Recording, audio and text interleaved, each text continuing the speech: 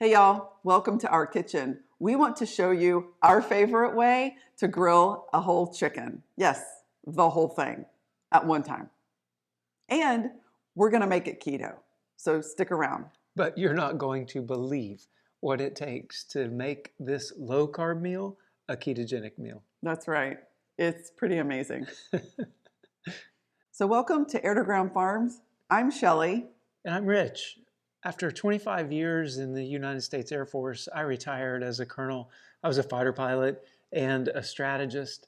And after we got finished with the Air Force, we decided to have a different life, to just do things a little bit differently. So we sold our houses that we had and moved to the Ozarks and bought a farm. So we now own and operate Air to Ground Farms. And one of the things that we grow here on our farm is chicken. And we call them beef chickens. You could check out a video to see why, but we grow beef chickens here on the farm. And so today you're going to see a beef chicken and what we do with it after it's grown and processed. Right. So come along with us. We're going to walk through how we grill the chicken, seasoned, temperatures, all of the little nitnoid details on cooking. We're going to walk through all of that, but we're going to keep it simple because that's how I like it, y'all. So while the grill is heating up, we'll give you a look at the chickens and their time on our farm.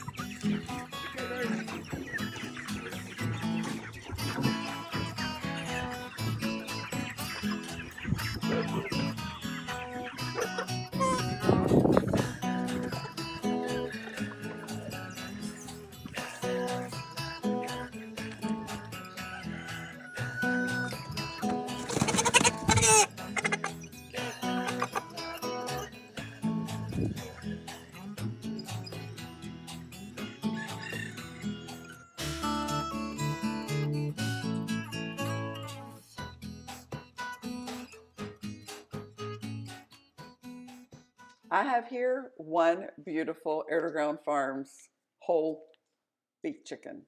Okay, we raise our chickens to somewhere around 4.5 pounds, give or take a little bit. And what we're going to do with it today is cook this baby whole. I thawed it last night in the refrigerator. There are two methods that are the best to thaw out a whole chicken. Number one, you're going to put the thing in the refrigerator overnight and let it thaw out. The other way to do it is to put it into some cold water. Change your water about every 30 minutes until the chicken is completely thawed out. And I like to just throw it in the refrigerator overnight and let it thaw. Super simple. And now I'm going to just open this package up, give it a little rinse, and pat it dry, get it seasoned up.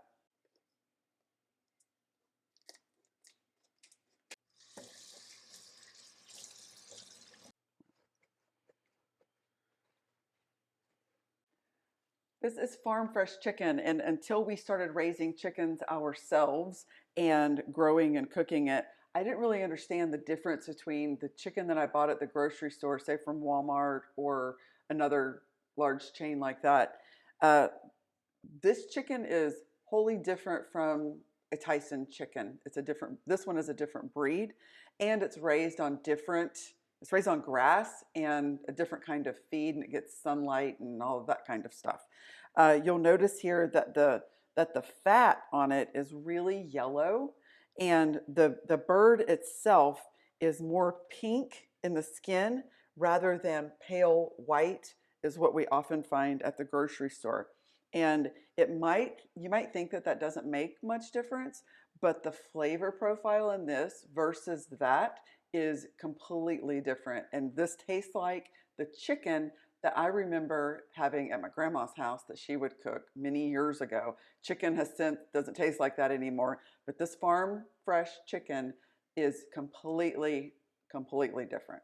Okay, I'm going to put a little bit of avocado oil on the skin Doesn't really need it going into the grill, but I want the seasonings to really stick to it. I've pat it dry so we don't have a lot of water on it. And if I put a little bit of avocado oil, just kind of like it's gonna, go tanning in the sunshine or something. And then I'm gonna add my absolute favorite seasoning. All right, let's give it a little dollop here. Just a drizzle, guys. And I'm gonna use that bit for the whole thing. Just just make it where it's sticky.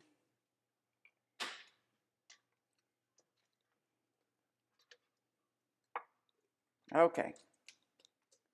He's ready for the tanner.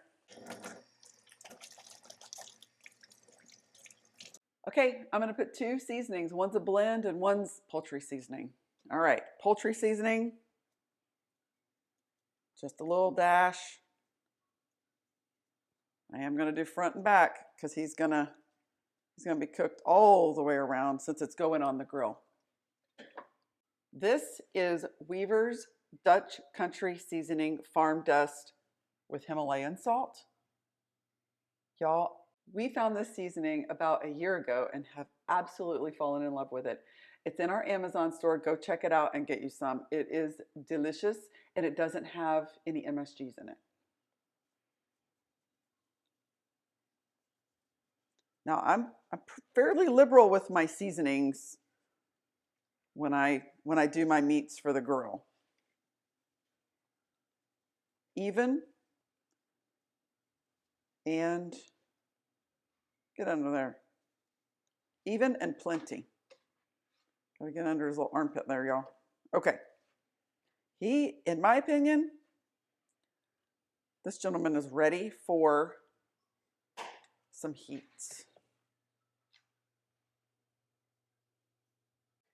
Okay, let's get this guy on the grill. So I got the grill going, let it heat up. It's a little over 500 degrees right now, which is fine. What I'm going to do is turn off 2 of the burners. I have a 4-burner. I'm going to turn off 2 so that the heat directly underneath the bird is off.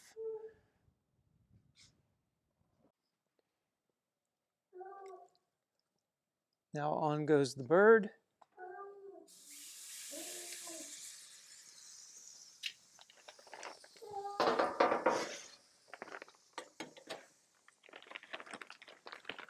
So this bird he put in here just like I would into the oven, sitting just like it would in the oven.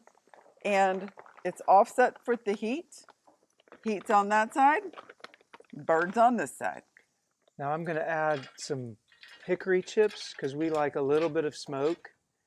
I have a smoke attachment here on the grill, so I'm just throwing in a little bit of hickory and we'll get some good smoke flavor going with it. And close it up. And I'm going to adjust the temperature so that it goes back up to about 400 degrees, and then I'm going to hold it right there at 400 degrees. It has been on the grill now for an hour and about 15 minutes. It's held right at 400 degrees, just over 400. I just checked the temp and it was looking good. Let's check it one last time. We'll go right here in the center part of the thigh. Oh yeah, we're definitely, we got 190, 183 there. We'll go into the breast here.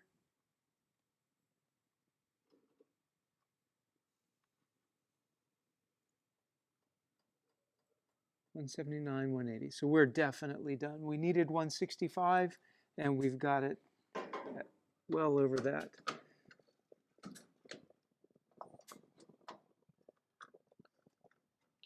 Y'all, look at that bird. It looks beautiful, doesn't it? Mm-hmm. Look at that. The skin is crispy. It's juicy. Amazing.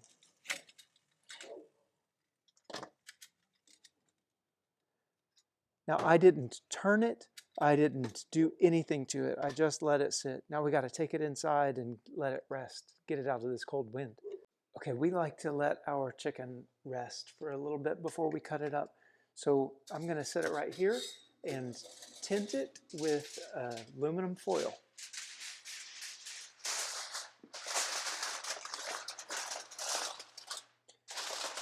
I'm not going to wrap it tight. I'm just going to set it over it like that, and it will let it sit and rest. And while the chicken is resting, we're going to cook up some zucchini.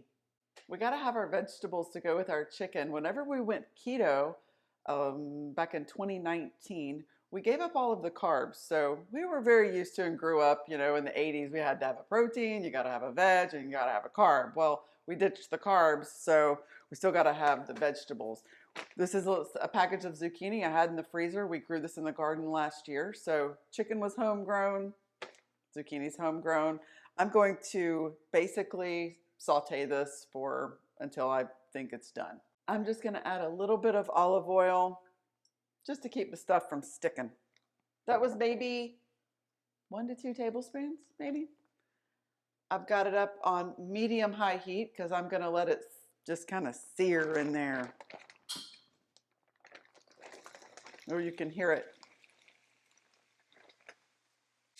If you've watched any of our other cooking shows, you know that I like to cook real simple. So we're going to add some heat, we're going to add some seasoning, and cook it. How about some pepper? How about some kosher salt? And a little bit more of that farm dust. Too easy. Let's turn it down just a little bit. We don't want to cook too fast. Smelling good though. One of the keys that I've found to making the zucchini like we like to eat it is to do not put a lid on this. Let the moisture come out of it so that we don't wind up with zucchini soup. And I like to get them nice and brown. Really, it's a saute rather than a steam. I don't want it steamed. So I'm going to call these guys done, set them aside, and we can go over here and go start cutting up the chicken and getting it ready. Okay, the zucchini's done, the chicken has rested. Now we're going to cut it up. We used to really love the dark meat, and we still do, but with these chickens, the white meat is so flavorful that we've gotten back to where we like to eat the white meat as well. So for us today, I'm just going to cut off the 2 breasts, and we'll use that for our meal.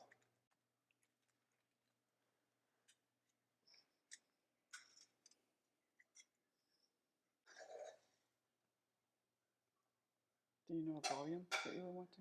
A cup. So far, what we have here is a beautiful, it smells really good, low-carb meal. Now, I did a little bit of figuring and calculating, and Kevin talks about his nerdy chicken math. Well, here comes some nerdy keto math. Oh, I love it. What we have right here, low-carb meal. Now, let's make it keto.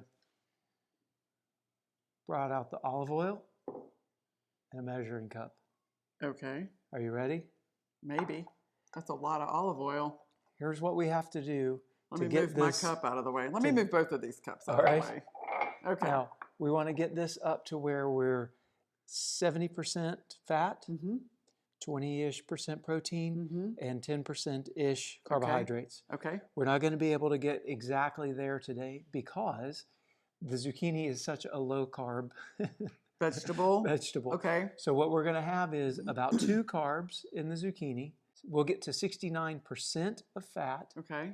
And about 29% of protein. Okay. So our meal will be almost 70% fat. Which is a ketogenic diet, 70% fat.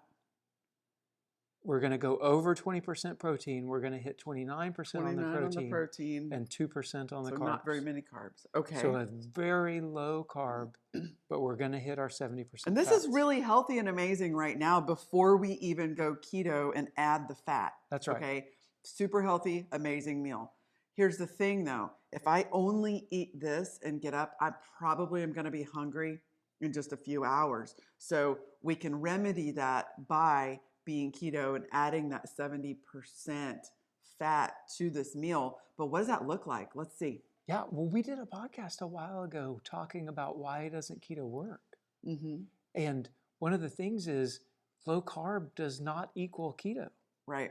And oftentimes people are eating keto friendly meals because they are low carb, and that's keto friendly because it's real. So let's go to 69% of our calorie intake on this meal as fat. Hello, how much are you putting in there, bro? Y'all, how much do you want? 1/4 cup. So what do you mean to do with that? But Stick we're- a straw in it? No. What? We're not there yet. Oh, More. oh, We need 1/4 cup plus another tablespoon. you have lost your mind. Now, keto. So this is for both of us. We're going to share that. Nope, that's just one. I have to eat that with this Yes, in order for this to be keto. yes. That's the level of the. That's the amount of fat. Oh, I guess I'm just going to have to get a straw. No. Well, if I do this, let's just drizzle some on here and add some. Okay. You know, the chicken could kind of take a little bit. Now what am I going to do, though? I'll show you all the answer that we've come up with. A bowl of greens, maybe add some cheese. We didn't calculate that in, so we didn't add it on this particular meal. Get you a big bowl of greens, very low carb, super low calorie, lots of great fiber and all of that. So the greens act as your oil vehicle. That's right. Let's see what this looks like Bottoms now. up. I don't know, though. I still can't. Let's come back over here. I don't know if I can't get there, y'all. Ain't no way. So, but the point is made, Okay. right? Yeah. Don't you think the I do. point is made? In order to get to a ketogenic level in your diet and add that much oil, you have to figure out ways to do it. That's right. You have to get the fats up. Yeah. And that's why things like salads with a lot of olive oil, fat bombs, a bulletproof coffee where you add butter or ghee, coconut oil, Right. MCT oil to your coffee. Right. That's how. And what we would do especially when we first started out, we would track it as a day. We didn't try to get to keto all the way in a meal. We would ensure that we had high fats, Right. but we would use an overall day in Right. order to get the fats up. Yeah, where we because a needed them fat bomb can get you there with a lot of coconut oil. with a lot of coconut oil, or adding that butter to your coffee really gets it up there. To try to do it per meal, you can see it gets a little challenging. But that's the point. What did you leave? Maybe an eighth of a cup. No, I only took half of that. Like, I'm sorry, I'm not drowning this delicious food in olive oil right now. But the point is made. You don't be afraid of the oil. Put it on your food. Get yourself a nice vehicle for it. And you're adding more? Well, I need some too. Yeah, but there was plenty left in there. He has lost his mind, y'all. Hey. He's about to do it. Okay. Well, I'm not going to ruin my food either. Oh, okay. Like, don't do that. All right. So can we try now? Yeah, we're close. Okay.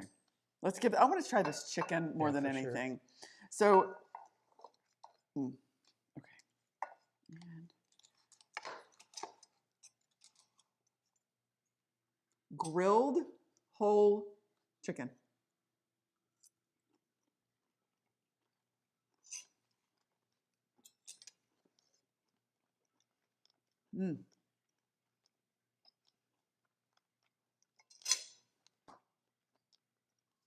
I wouldn't change one single thing. The skin is crispy, well, until we poured the oil on it. Yeah, that's great.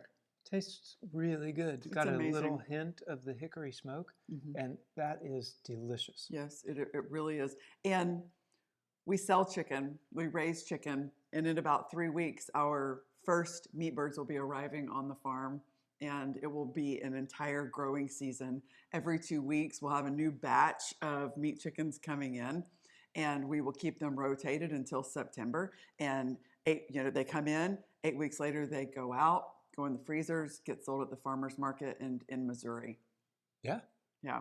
So we're excited about the birds arriving in the next couple of weeks. And thank you guys for joining us on another food adventure. We hope this has been informative and maybe even entertaining. Until next time, bye y'all. Bye, y'all.